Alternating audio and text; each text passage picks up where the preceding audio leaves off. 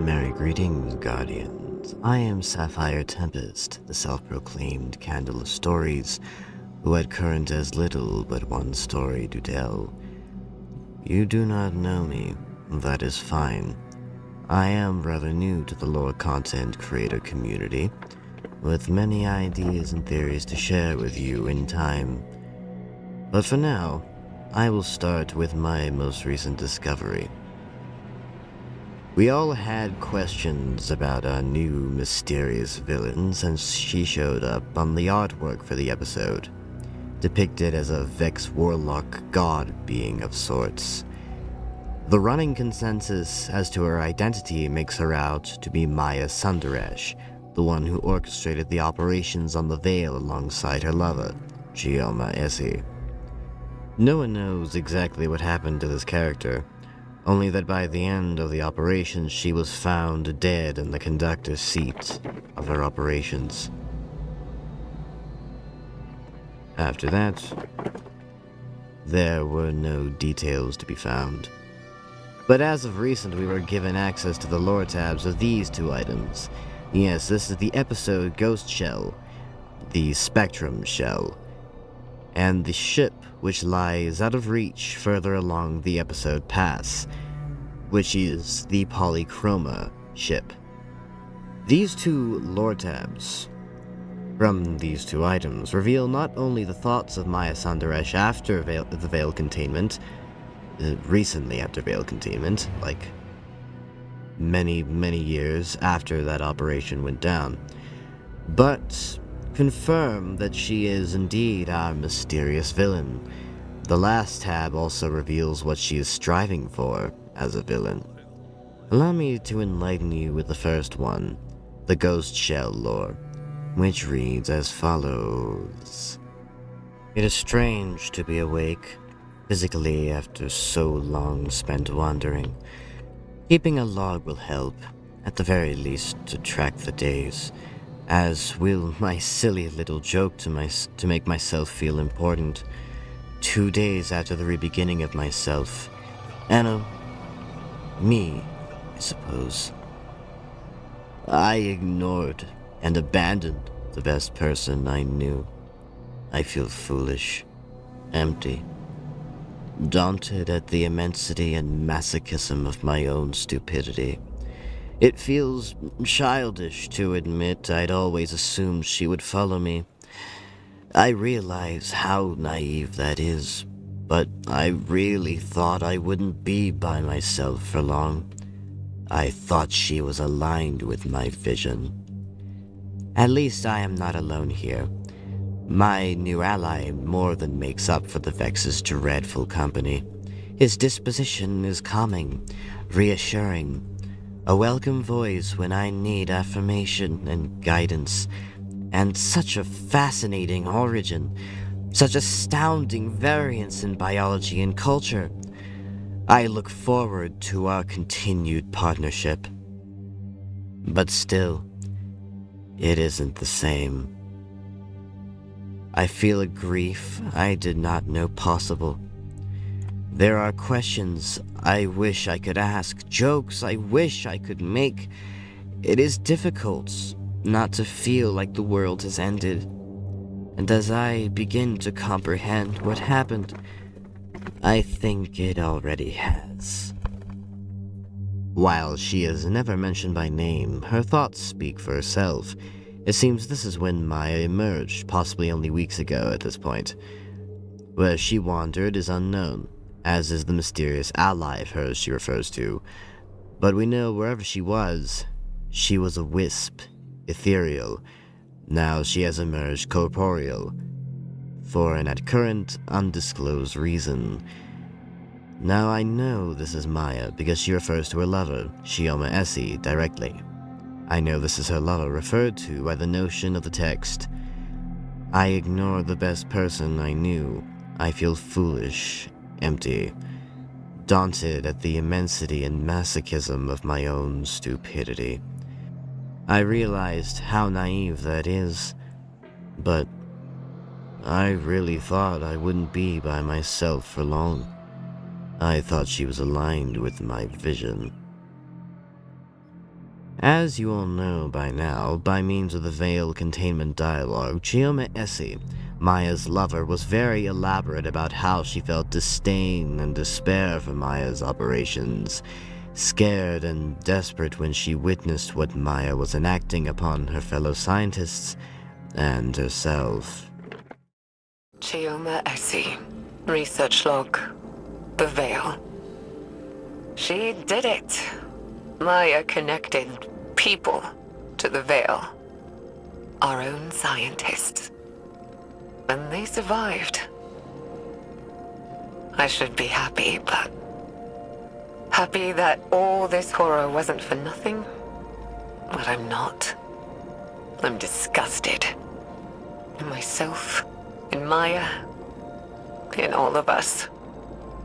This thing, the Veil, it's some kind of web of consciousness.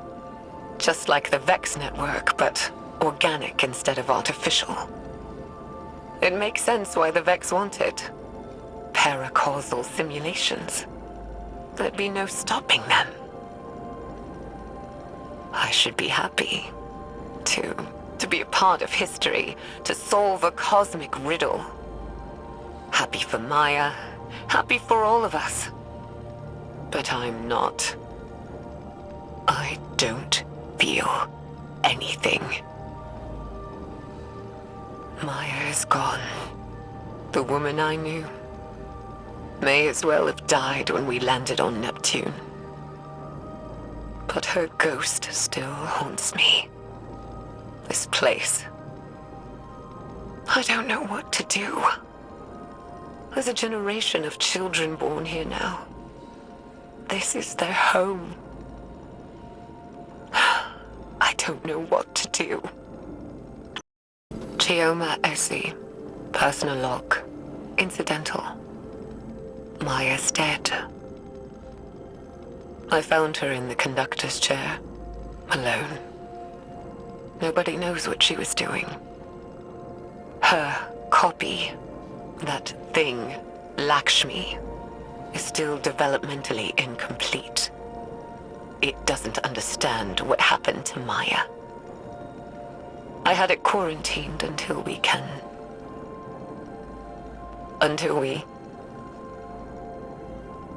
do something. Back on Venus, the Vex simulated copies of us, Maya and I, trapped in a virtual hell. After so long, even hell can look like heaven, can't it? I'm tired. I'm done. Maya has to be out there. The Maya I remember. And all I want is one more moment with her. To hold her in my arms. Tell her that I love her. So she can tell me to hush one more time. If we learned anything from the Veil, it's that eventually we all have to learn to let go. So, I made contact with the Vex. I'm ready. And it's time to say goodbye. In the end, Maya Sandaresh was consumed by her desire to understand and her inability to let go.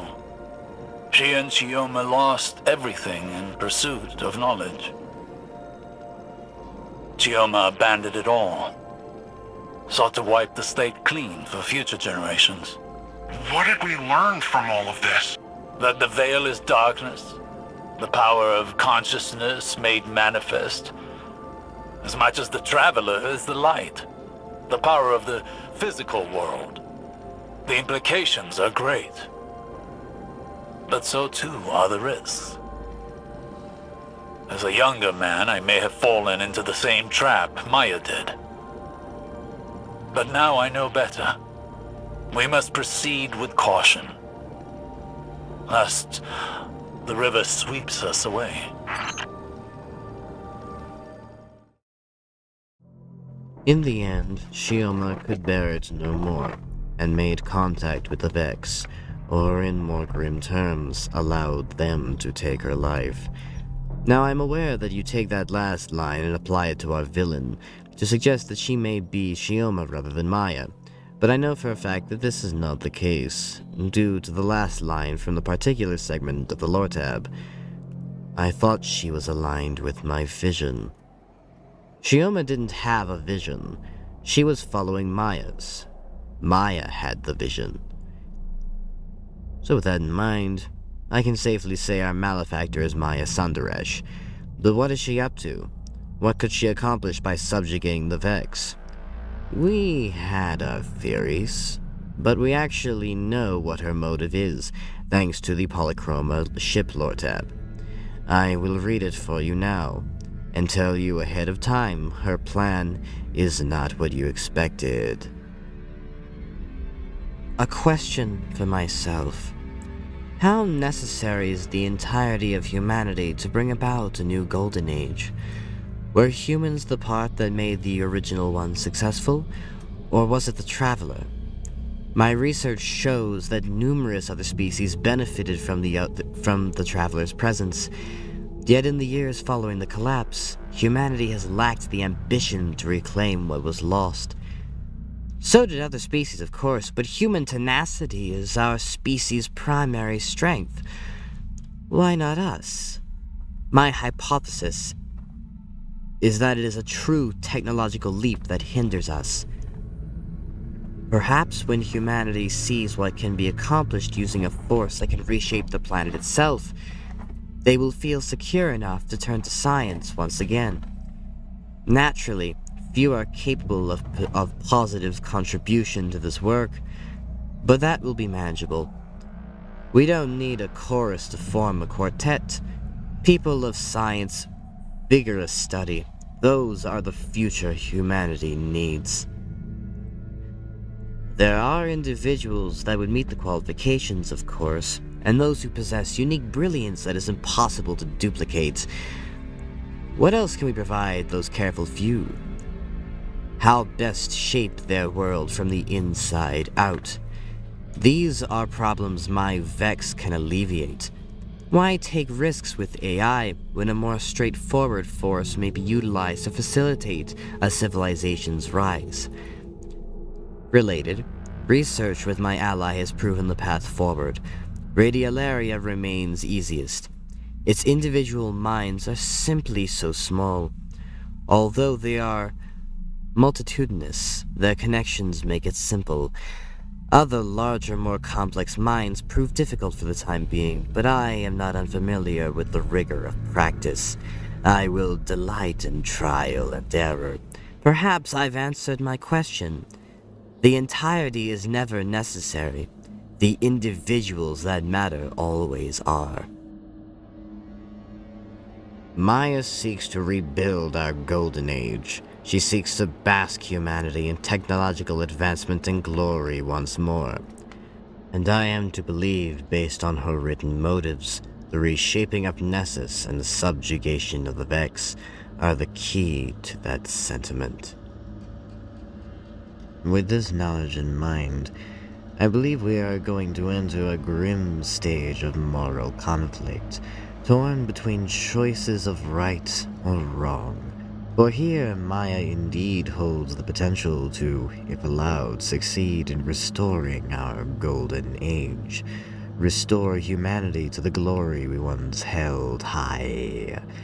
But that would mean Maya's gruesome methods of completion would be undergone to achieve said glory, and we'd have a subject of horrific morality in a place reserved for heroes, for us. Indeed, we will have to choose between a morally ruthless return to the glory days or a rightly made decision to put down a morbid vagabond. But then, what's the point in all this? What is the point of Maya's story in the current tide? Well, it may be indeed to set up one of the next villains, actually.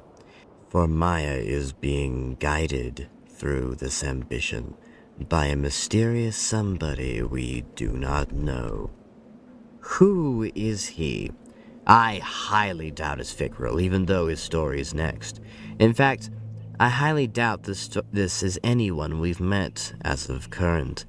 And if I am to speculate a little, I am willing to reach at the idea that this is an entity Maya met in the Veil. Seems logical. Seems likely. But this character is much more than consciousness, for she specifically refers to his main traits as biology and culture. And that is the only reason I can cancel the Winnower from possible suspects. But he does seem to teach a similar sentiment to the Winnower. For Maya's new truth is, it isn't the entirety that counts, it is in the individuals. That brings to mind the ideology of the sword logic, the logic of the Winnower. As of writing the script, I have utterly no idea who this could be. But I have a feeling it is tied to the Winnower in some form. He does seem to be getting teased as of the recent raid lore, so that's not out of the question. Perhaps you can share your theories and ideas in the comments section below. With all that said and done, I believe it is time to take my leave, make my farewells, for this is all I have to share with you as of this topic, and I hope you found your time well invested. If you appreciate my style of content, and would adhere to the idea of receiving more in the likeness of this video, please do not hesitate to hit that subscribe button and the like button following, with the notification bell turned on, to tune into its toll when another video rises from my channel. I will say you can expect more from me soon, as I am working on a rather extensive video that holds great importance to me, and all of you fellow Nezarec fans who wished he was so much more, and want a little confirming idea that he may be. With that said, I wish you all wonderful days. I am Sapphire Tempest, I am the Candle of Stories, and I wish you all a merry farewell, till we meet again.